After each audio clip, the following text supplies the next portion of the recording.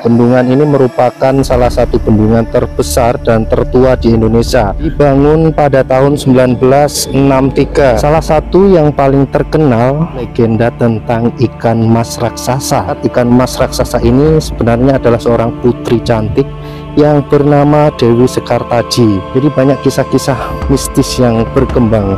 Salah satunya adalah seorang nelayan yang mencoba menangkap ikan di waduk ini dengan cara yang tidak ramah lingkungan. Tiba-tiba ia mendengar suara gemuruh air dan melihat ikan mas raksasa yang menghampirinya. Ikan mas raksasa itu menyeretnya ke dasar waduk dan menghabisinya. Jenazahnya pun ditemukan beberapa hari kemudian di pinggir kebun jambu.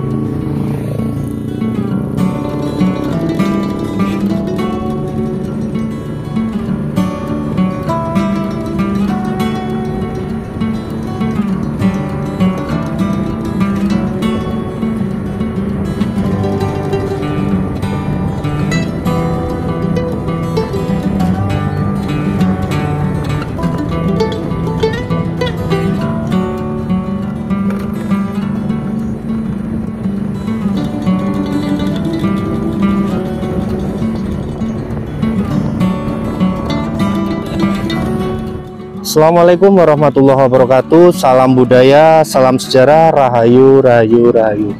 Nah, di kesempatan kali ini saya berada di Kecamatan Ngantang, Kabupaten Malang, Provinsi Jawa Timur.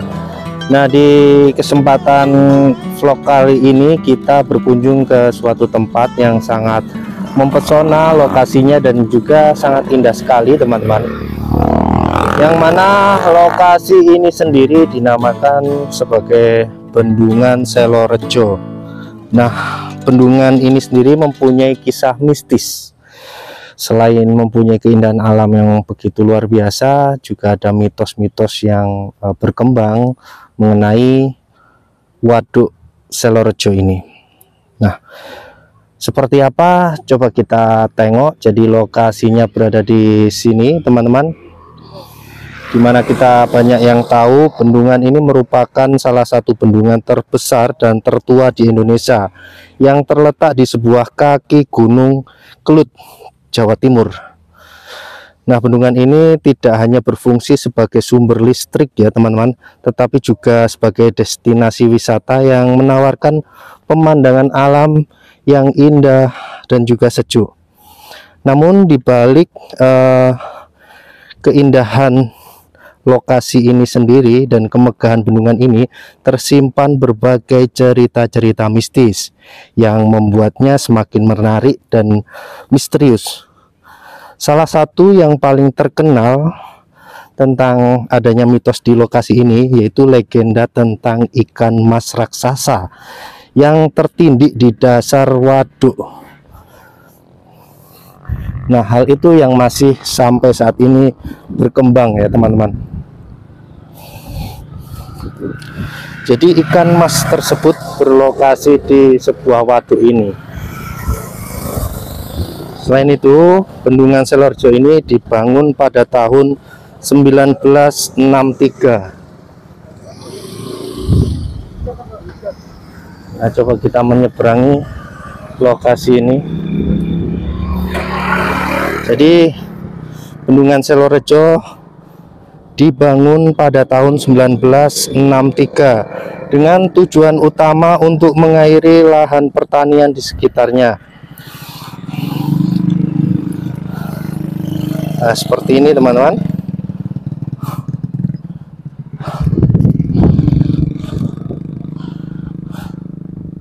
Dan bendungan ini merupakan hasil karya teknik Indonesia yang menggunakan metode grouting untuk mencegah kebocoran air. Jadi grouting adalah proses penyuntikan semen atau bahan lain ke dalam celah-celah tanah ataupun batu untuk menutupnya. Jadi Bendungan Selorejo ini memiliki panjang 290 meter dengan tinggi 52 meter dan lebar 8 meter.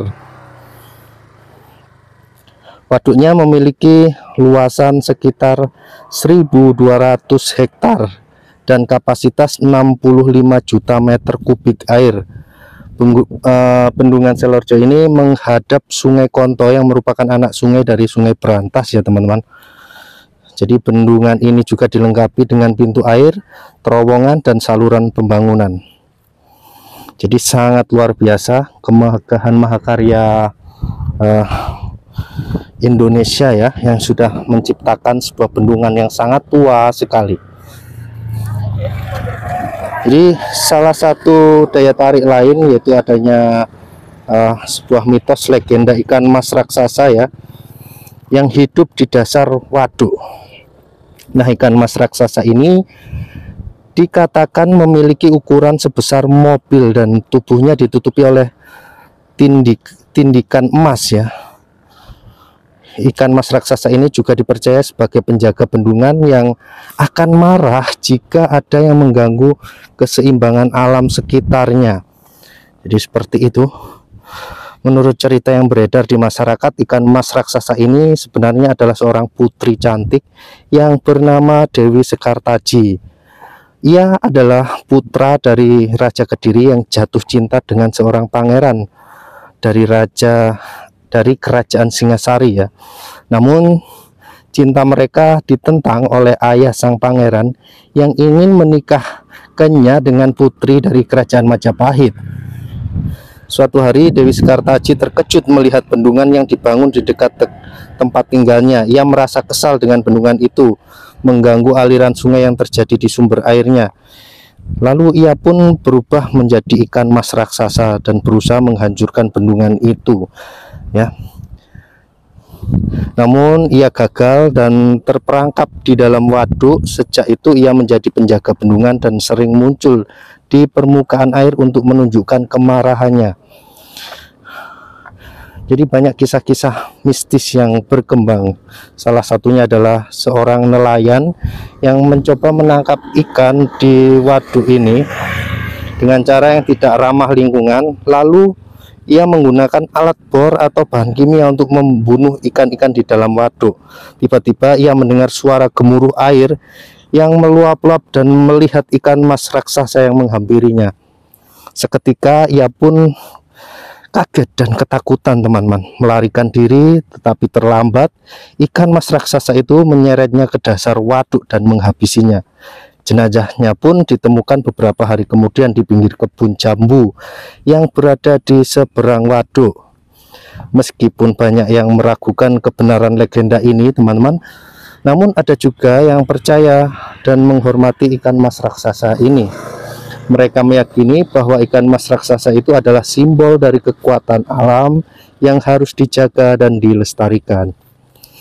Mereka juga berharap bahwa ikan mas raksasa itu dapat memberikan berkah dan keselamatan bagi mereka yang mengunjungi bendungan ini. Jadi mitosnya luar biasa teman-teman. Semoga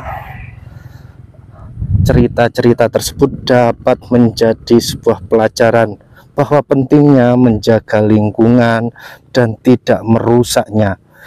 Karena apa? Kita tetap bisa menikmati dan juga anak cucu kita juga bisa menikmati. Saya akhiri, terima kasih. Wassalamualaikum warahmatullahi wabarakatuh.